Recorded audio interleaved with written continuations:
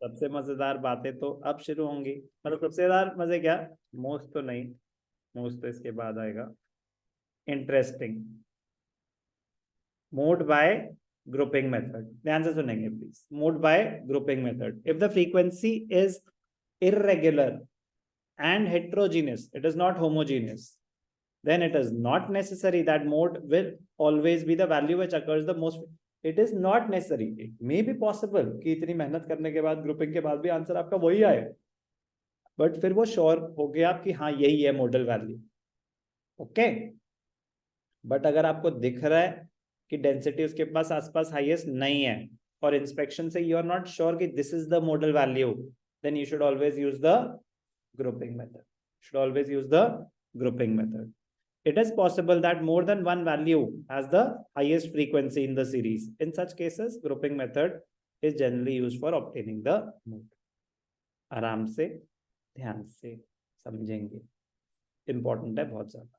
दो टेबल्स बनती हैं इसमें, एक ग्रुपिंग टेबल और एक एनालिसिस टेबल। आराम आराम से बना के दिखाऊंगा क्या होगा। ग्रुपिंग में पहले ग्रुपिंग टेबल, फिर ग्रुपिंग के बेसिस पे बनेगी एनालिसिस। तो पहले ग्रुपिंग टेबल कैसे बनेगी ये समझेंगे। इसमें बनेंगे 6 कॉलम, इसमें बनेंगे 6 कॉलम। पहले कॉलम में तो आएगी फ्रीक्वेंसी इटसेल्फ, पहले कॉलम में क्या आएगी, फ्रीक्वेंसी। फिर शुरू होगी ग्रुपिंग। तो पहले कॉलम में तो आ गई फ्रीक्वेंसी, जो क्वेश्चन में दे रखे वही खुद। कितने बनने हैं टोटल कॉलम, करेक्ट। पहले कॉलम में आ गई फ्रीक्वेंसी, दूसरे कॉलम में ग्रुपिंग स्टार्ट होगी। ग्रुप ऑफ 2, क्या होगा, group of 2 starting from the first value. क्या होगा, group of 2 starting from the top. फिर थर्ड में होगा ग्रुप ऑफ 2 एक छोड़ के, एक छोड़ के। फिर group of 2 starting from the second frequency. पहले में फ्रीक्वेंसी, दूसरे में group of 2 starting from the top, तीसरे में group of 2 starting from the second frequency. फिर होगा group of 3 starting from the top, फिर ग्रुप ऑफ 3 फर्स्ट को छोड़ के सेकेंड से, फिर ग्रुप ऑफ 3 सेकेंड को छोड़ के थर्ड से।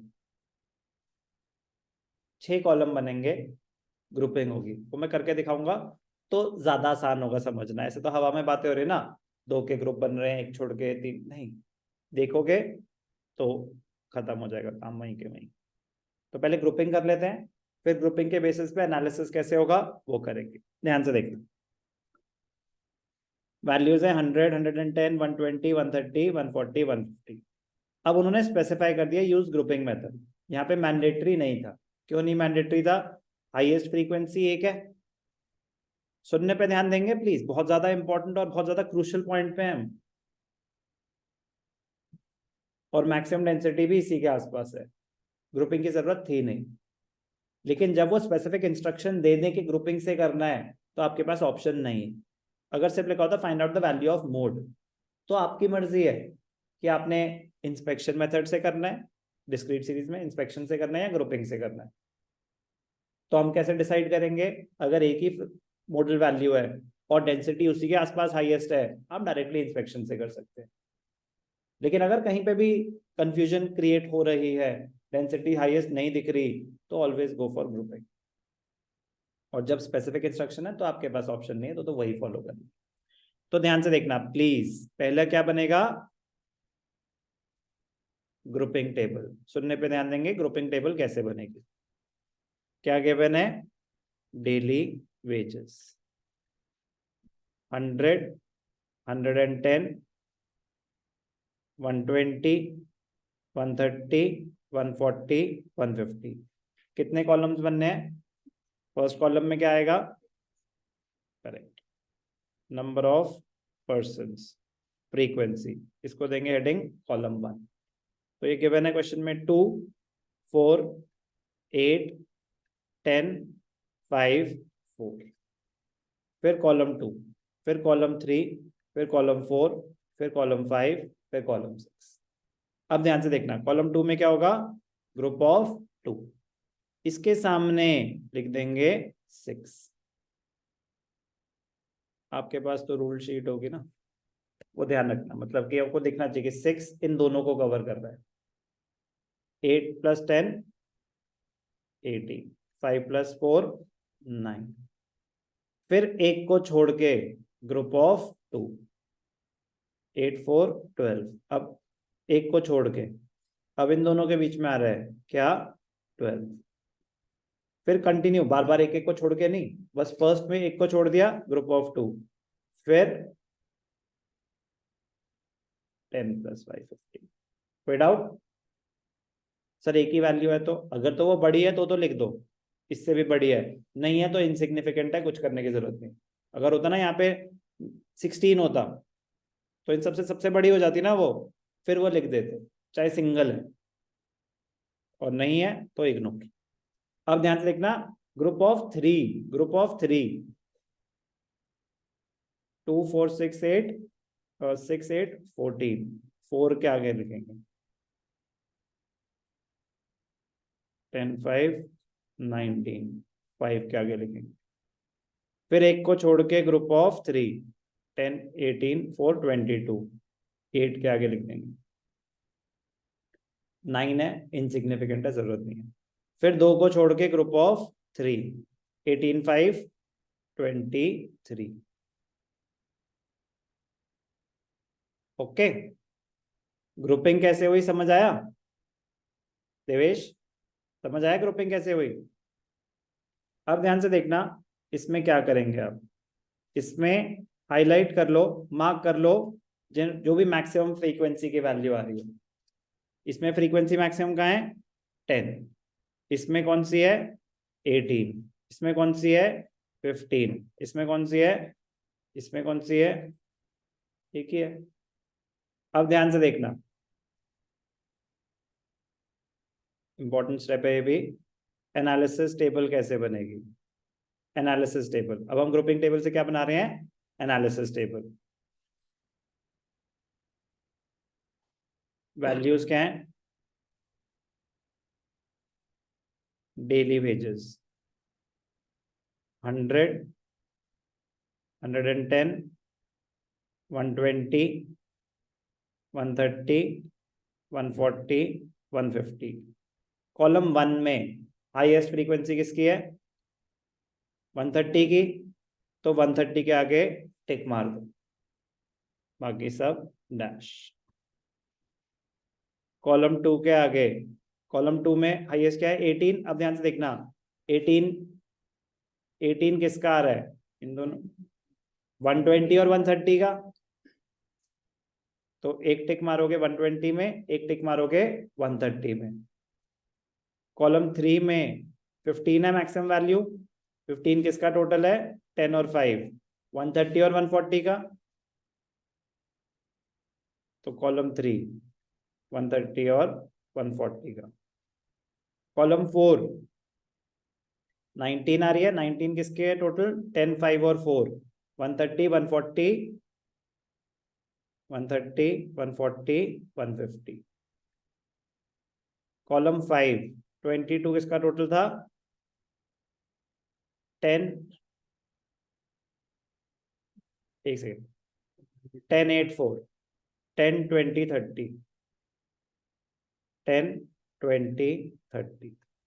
कॉलम 6 23 किसका टोटल था, 10 5 8, 20 30 40। अब आपको इनके टोटल करने चाहिए, क्या टोटल करने चाहिए, 100 के कितने टिक्स आए, 0, 110 के कितने आए, 1, 120 के कितने आए, 4, 130 के कितने आए, 1 2 3 4 5,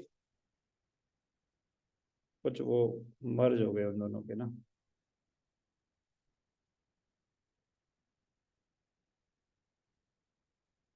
लास्ट में इसका 1 ही था।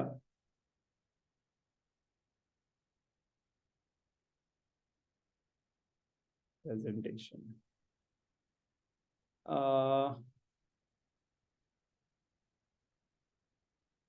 कॉलम 1, यार ये लाइंस की वजह से है, ठीक है ना, लाइंस आप खींचेंगे तो आपको बस टिक्स काउंट करने हैं, ठीक है ना, वो ऊपर नीचे हो गया तो अननेसेसरी वो कंफ्यूजन क्रिएट हो रही है।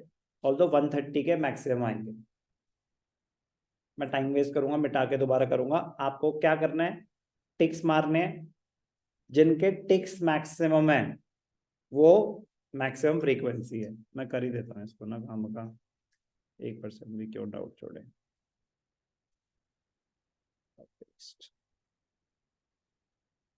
तो ध्यान क्या करें, तो वही जो मैं आपको बार बार बताया ना, रूल शीट इस पर्पस के लिए कि ये कंफ्यूजन नहीं चाहिए।